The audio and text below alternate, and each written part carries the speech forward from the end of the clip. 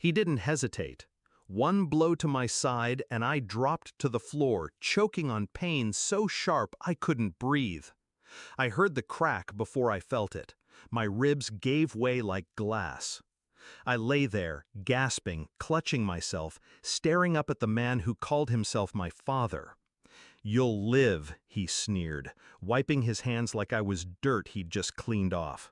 "A rib's cheaper than 50 grand.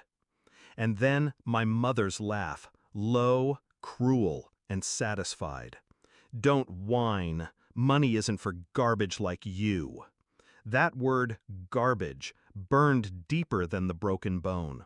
But I didn't fight back. I didn't argue. I didn't beg. I just breathed through the pain, slow and quiet, because what they didn't know was this: I had already made my move. It wasn't always like this.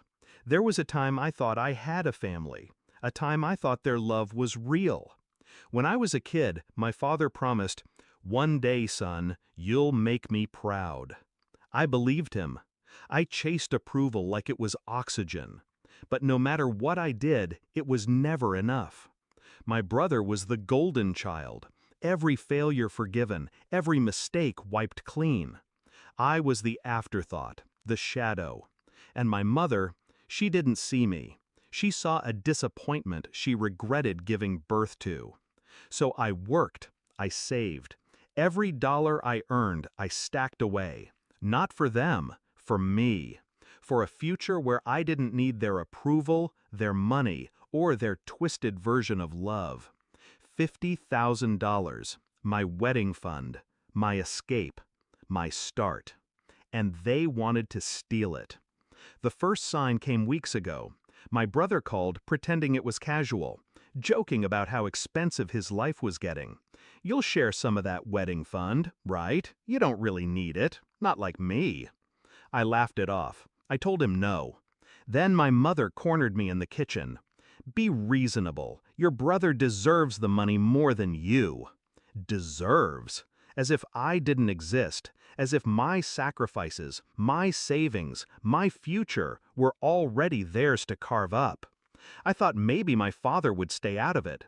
But the night he broke my ribs, I got my answer. They thought pain would bend me, that fear would break me.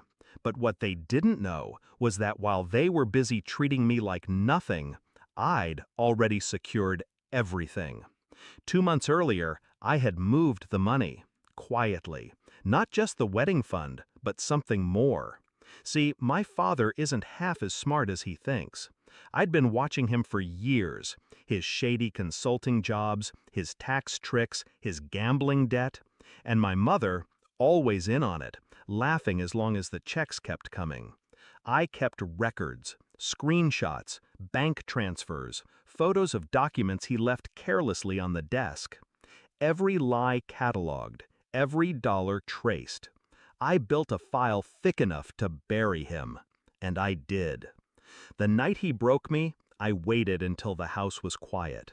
My chest screamed with every breath, but I moved anyway. Step by step, I left without a word.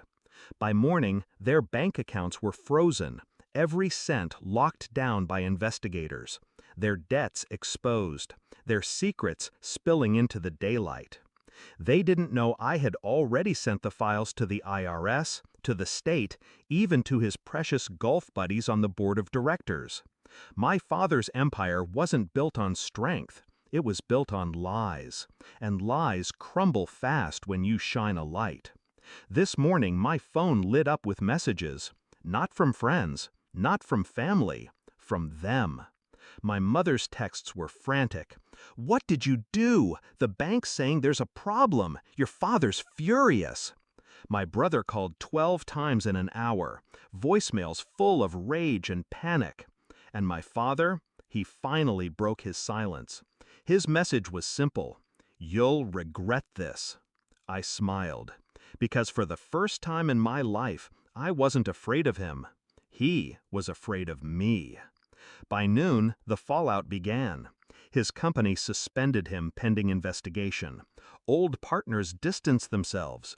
My mother's credit cards stopped working. My brother's rent payment bounced. Piece by piece, their perfect little kingdom collapsed. And I sat in my apartment, bandaged ribs aching, sipping coffee as I watched it unfold.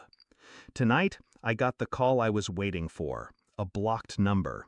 I answered anyway. His voice was different, not arrogant, not strong, small, desperate. "Please," he said. Just that one word. Please.